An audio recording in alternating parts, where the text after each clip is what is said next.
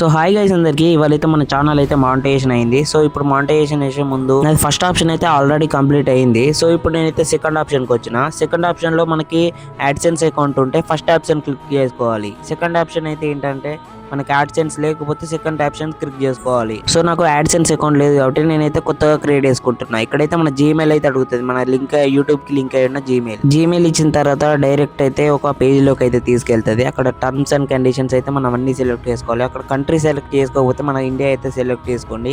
And have read aspect and agreement అయితే అది on చేసుకొని సెటప్ అయితే పెట్టుకోండి. చూడండి నేను అలా చూస్తున్నాను. సెటప్ అయితే నొక్కండి. ఇక సో నొక్కిన తర్వాత నెక్స్ట్ పేజ్కి అయితే తీసుకెళ్తుంది. నెక్స్ట్ పేజ్లో మన కస్టమర్ ఇన్ఫర్మేషన్ అడుగుతాయి. ఏంటంటే మన జిల్లా ఎక్కడ, మనం ఎక్కడ పుట్టినాం, ఇవన్నీ అడుగుతుంది.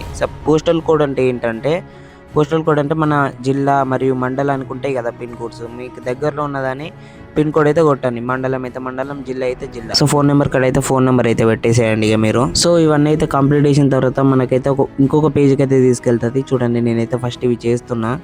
సబ్మిట్ మీద క్లిక్ చేయండి మీరు.